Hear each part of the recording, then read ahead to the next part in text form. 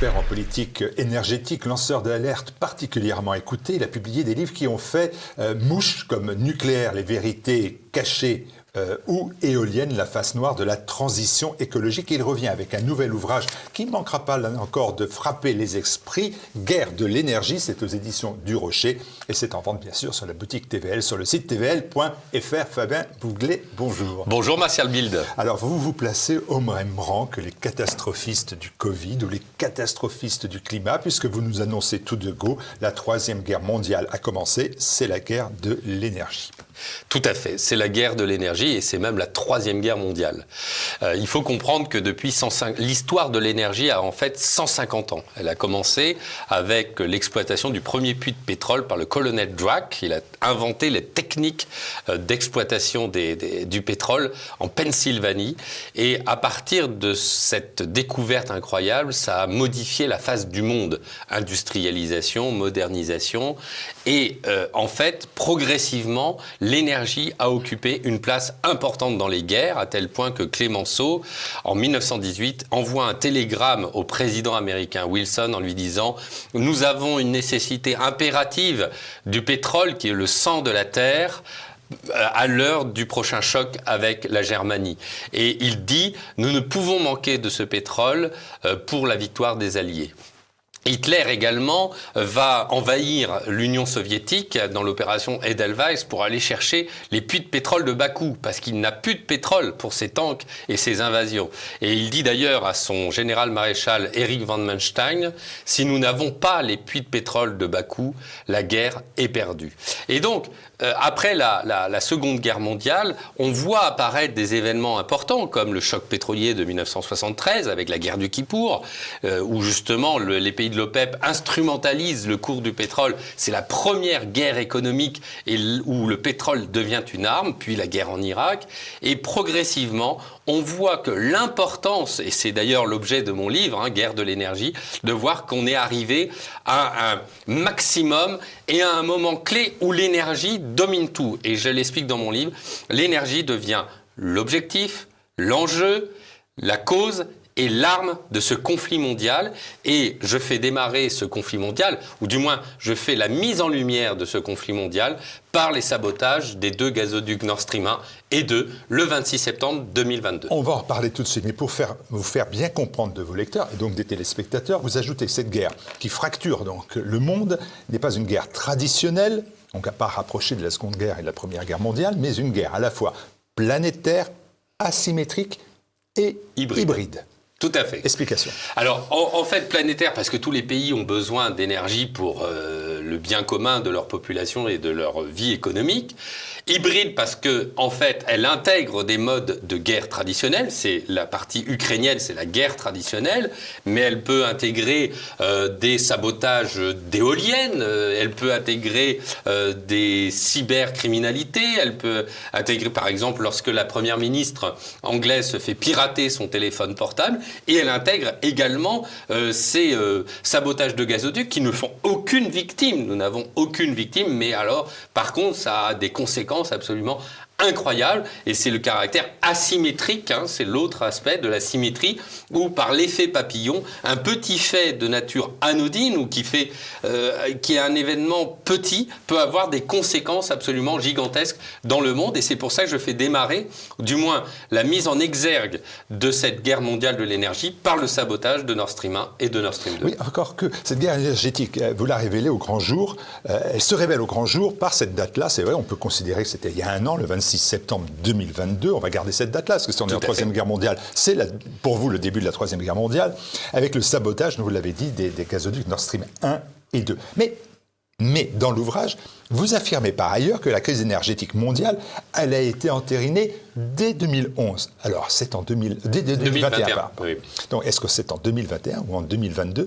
Est-ce que les historiens devront se pencher sur ça ? Autant leur donner la réponse tout de suite. En fait, si vous voulez, toutes les prémices, les préparations ont commencé véritablement quand les États-Unis ont commencé à avoir très peur de la construction de Nord Stream 2. Pourquoi ? Parce que la route traditionnelle du gaz en Europe, c'est-à-dire entre la Russie et l'Union européenne, c'est passé par Yamal et Brotherwood, qui sont les deux gazoducs qui passent par l'Ukraine. Et l'Ukraine était tenue depuis la révolution orange en 2004, puis la révolution du Maïdan en 2014, par la CIA, par Soros. Et en fait, les États-Unis utilisaient et instrumentalisaient l'Ukraine comme le pays de blocage de la relation entre la Russie et l'Union européenne. Et donc, quand l'Allemagne souhaite construire un gazoduc concurrent et qui contourne ses voies de passage, qui commence donc Nord Stream 1 est fini d'être il est mis en service en 2011. Nord Stream 2 est mis en service en 2021. En tout cas, il est opérationnel en 2021. Il ne sera jamais mis en service.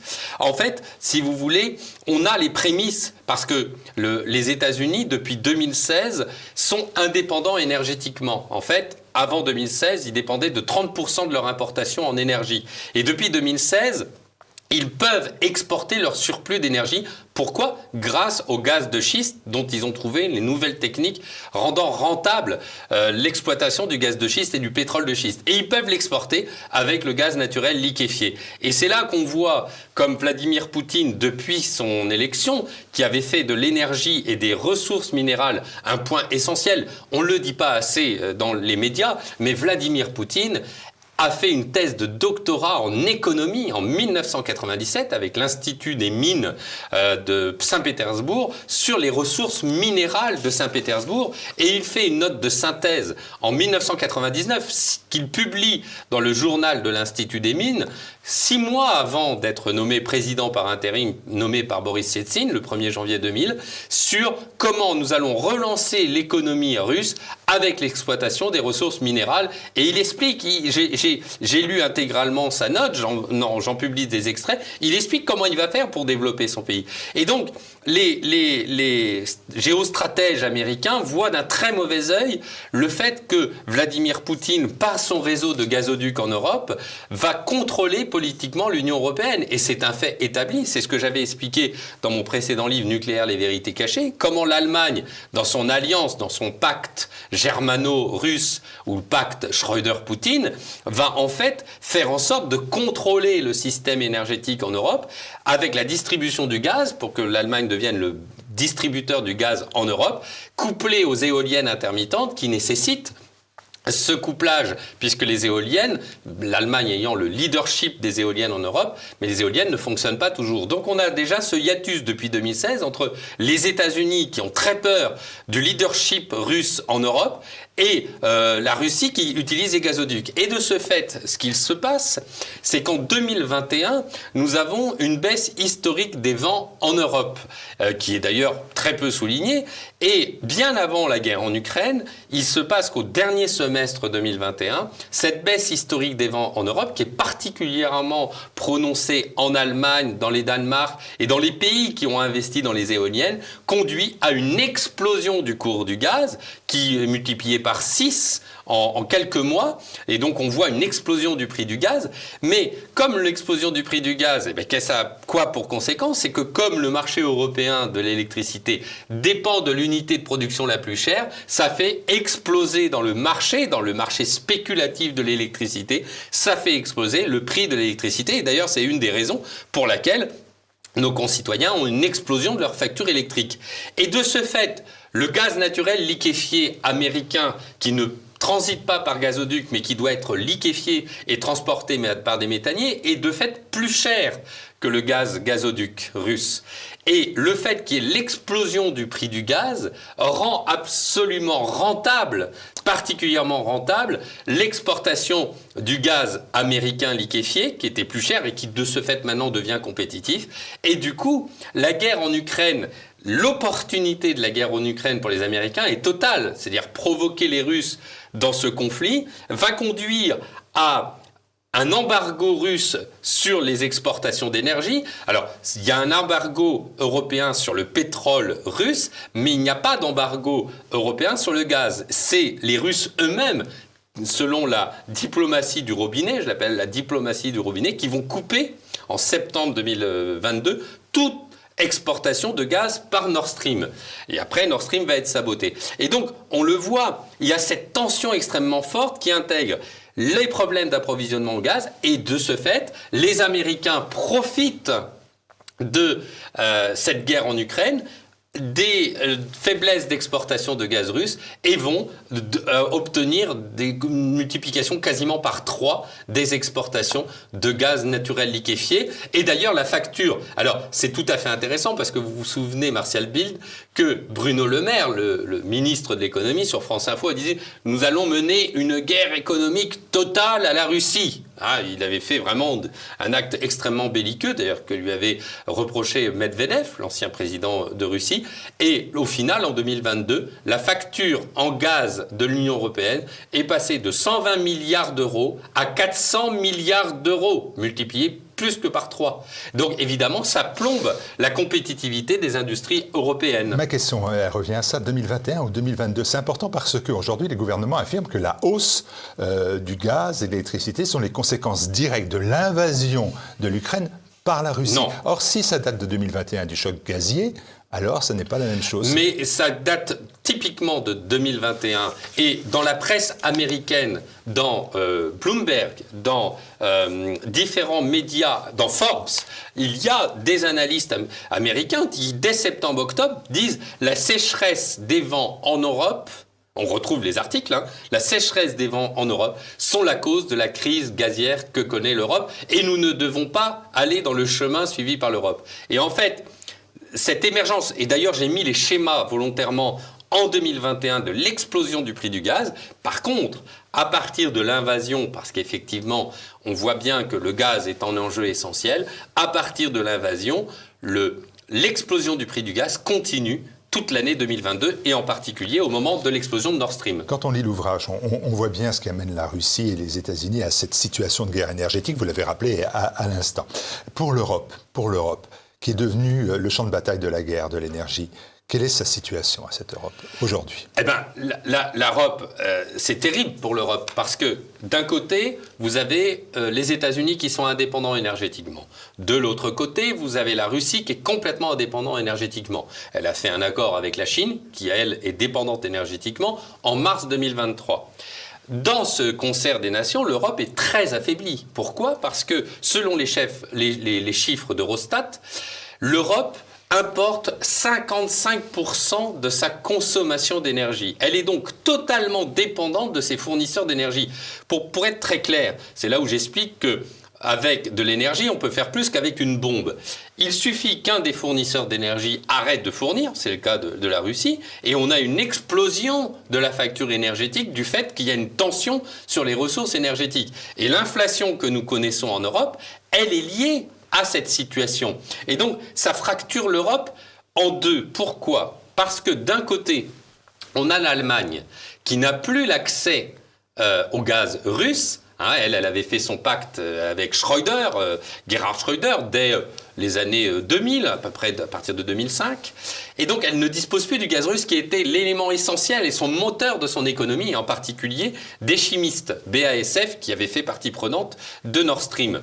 Et elle a vendu l'Energiewind 2. Et l'Energiewind 2, j'en parle dans mes livres précédents sur les éoliennes, c'est les éoliennes et les panneaux solaires couplés au gaz. Mais s'il n'y a plus de gaz, on est obligé d'utiliser le charbon. Et en plus, le gaz, il coûte beaucoup plus cher. Surtout si on a fait une croix sur le nucléaire. Et en plus, ils ont fermé leurs 3 derniers réacteurs nucléaires. Et de l'autre côté, et donc, en plus, l'Allemagne dépend, ça c'est très important, il fait partie du club des pays en Europe très dépendants des importations. 65%. L'Allemagne importe 65% de sa consommation d'énergie. Certains pays comme l'Italie, l'Espagne ou le Grèce importent 70%. Donc vous imaginez l'état de faiblesse. De l'autre côté, la France, dans cette guerre intra-européenne... C'est ce que j'allais dire, la France, elle avait son indépendance énergétique. On nous a toujours dit qu'elle l'avait. Donc pourquoi elle ne dépend que de 45% de ses ressources énergétiques, mais elle a un avantage énorme, c'est qu'elle vend ses surplus d'électricité à l'Europe. Donc ça lui permet de financer l'achat d'énergie fossile, gaz ou pétrole, etc. Donc la France, c'est un exemple. Et de ce fait, on se rend compte que, en fait, l'Allemagne n'a eu de cesse pendant 20 ans, avec la complicité de Vladimir Poutine, de dénigrer le nucléaire français. Et donc on a une guerre intra-européenne qui s'est constituée entre deux alliances. L'alliance du nucléaire avec 16 pays, portée par la France, qui comprend la Grande-Bretagne. Donc, par la petite porte de l'énergie, l'Union européenne se reconstitue et l'alliance nucléaire européenne de l'énergie, c'est l'alliance historique, puisqu'on pourra y revenir, le nucléaire et la création est au cœur de la création de l'Union européenne. Et de l'autre côté, l'alliance des renouvelables, portée par l'Allemagne, qui prétendent que c'est par les éoliennes ou les panneaux solaires, qui d'ailleurs sont la raison de la cause énergétique, qu'on va résoudre le problème d'indépendance énergétique. Sans rappeler que les éoliennes et les panneaux solaires viennent principalement de Chine et que la plupart des fabricants d'éoliennes sont en train d'exploser financièrement avec Siemens Energy, le fabricant allemand, est en train de perdre des milliards. En 2023, ils vont perdre 4,5 milliards. Et donc, l'Allemagne mène des opérations de guerre informationnelle contre, et l'a fait depuis 20 ans, avec la complicité de partis politiques comme Europe Écologie Les Verts ou Les Verts.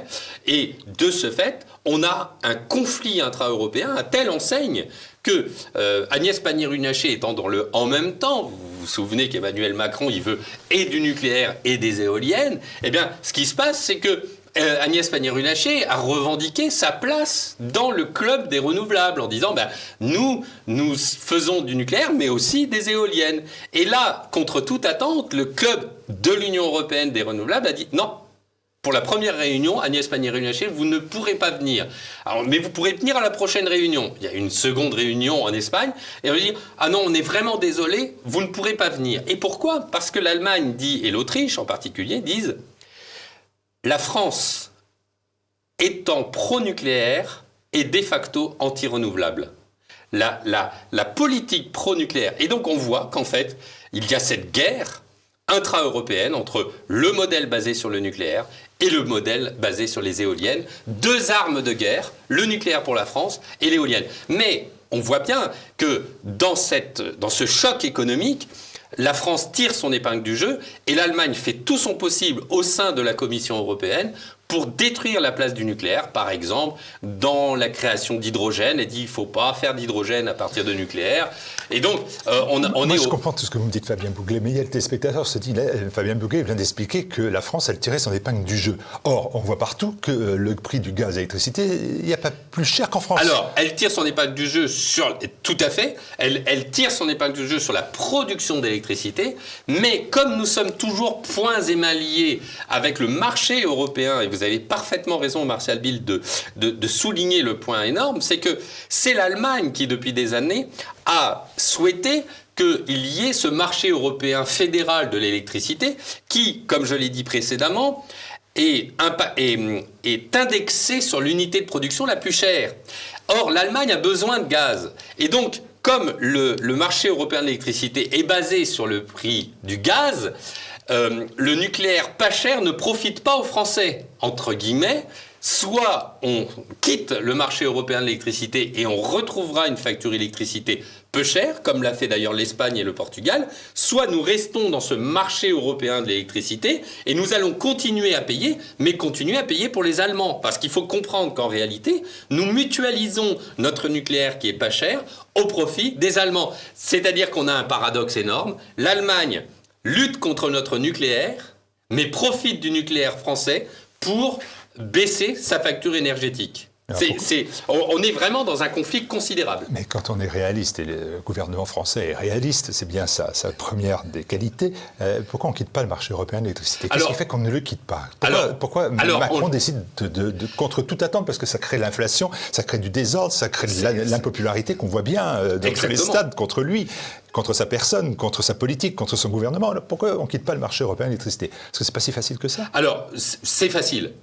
Tous les analystes le disent, mais on s'est fait un peu avoir avec les Allemands qui, depuis 2 ans, disent, depuis 1 an, depuis la crise énergétique, on fera ça après les élections européennes. Et donc, on s'est fait mener en bateau par les Allemands en disant on va reporter. Et donc, on voit qu'il y a cette tension entre le gouvernement français et le gouvernement allemand sur la rapidité. Les Allemands ayant intérêt à retarder au maximum la réforme du marché de l'électricité, à vendre un peu le miroir aux alouettes aux Français en disant vous inquiétez pas, on va le réformer.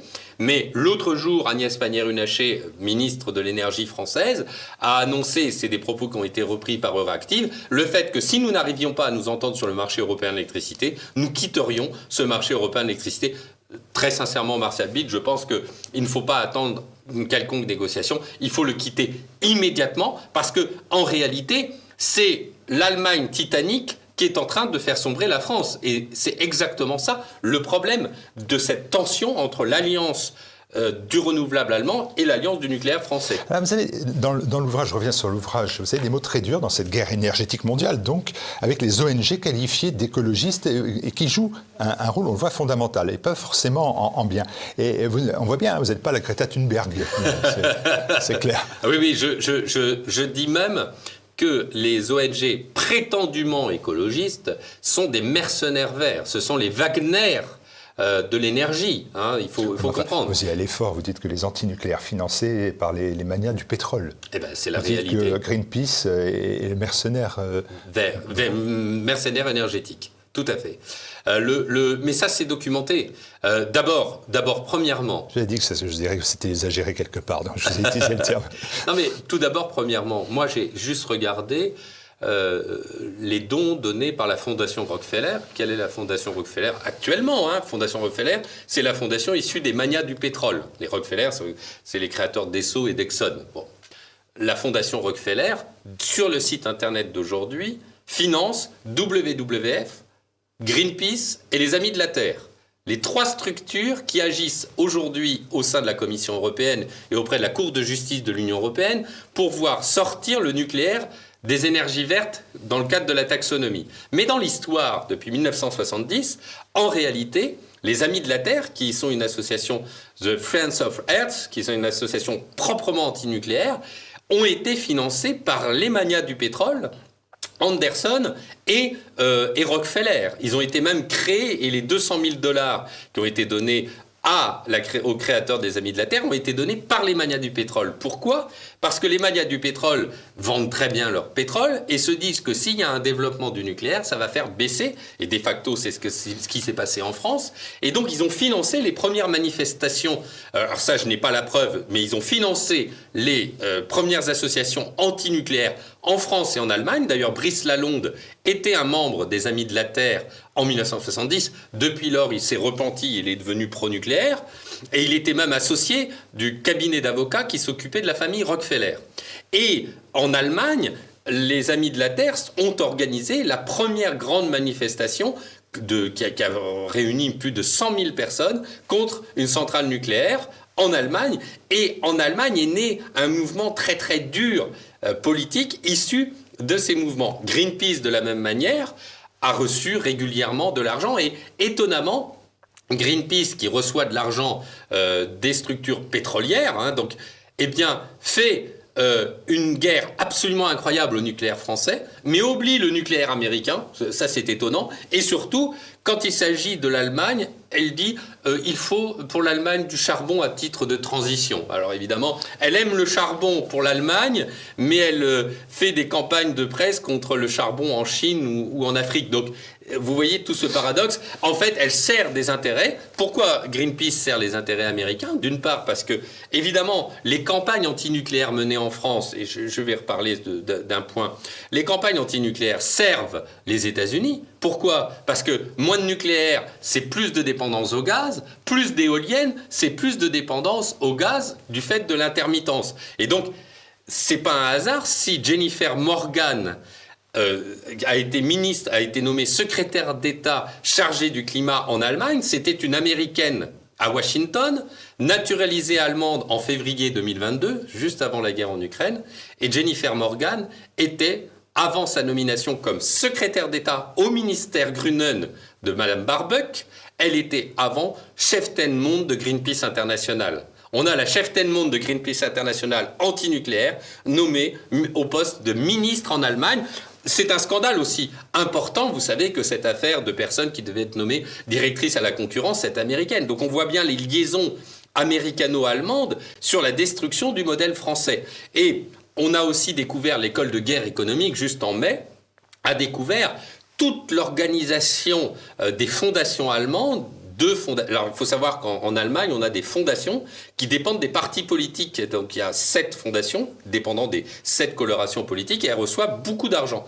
Et la fondation correspondant au Grünen, qui est l'équivalent d'Europe Écologie Les Verts, et la fondation Henrik Boll. Et la fondation correspondant à la France Insoumise, c'est la fondation Rosa Luxembourg. Eh bien, on a trouvé que ces fondations menaient des opérations en France. En France, par exemple, le représentant de la fondation Henrik Boll était en introduction de la masterclass d'Europe Écologie Les Verts, organisée par Marine Tondelier en mars 2023, en France, pour former les journalistes à l'antinucléaire. Et on a découvert que ces fondations avaient financé, par exemple, un réseau qui s'appelle Réseau Action Climat, et ça, il faut bien retenir ce nom, Réseau Action Climat, et donc financé par l'Allemagne pour mener des opérations en France de guerre informationnelle.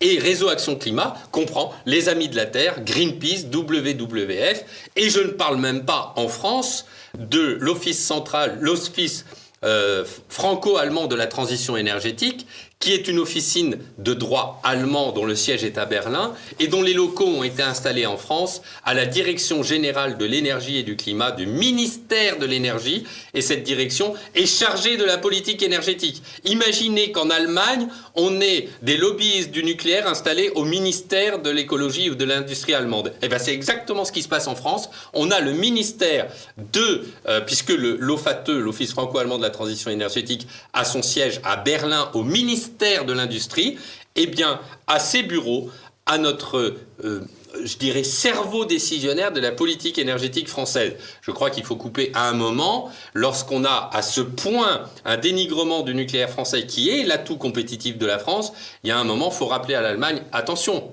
l'Allemagne a été créée par l'Euratom, la Communauté européenne de l'énergie atomique, un traité qui a été signé en 1957, le même jour que le traité de Rome. Le nucléaire est la base originelle de l'Union européenne par ces 2 traités. Et donc, si l'Allemagne ne respecte plus le fait que le nucléaire est la base de l'Union européenne, eh bien, il faut qu'elle choisisse soit de rester dans l'Union européenne historique, incarnée par la France avec le club du nucléaire, ou prendre acte qu'elle met en place un Deutschexit ou un Germanexit, et qu'elle parte de l'Union européenne puisqu'elle n'est plus en accord avec les valeurs fondamentales de l'Union européenne. Allez, on est au cœur du nouveau conflit mondial. On pourrait parler des heures, mais là, il va falloir trouver l'ensemble des autres révélations. Et il y en a sur cette énergie qui est devenue dans notre société contemporaine le sang de nos pays, comme vous l'avez dit à l'instant. Que faut-il faire pour assurer la paix énergétique ? Eh bien, il faut lire tout simplement Guerre de l'énergie. Merci Fabien Bouglet d'être toujours aussi précis, toujours aussi factuel et aussi intéressant. Merci Marcel Bild de votre accueil.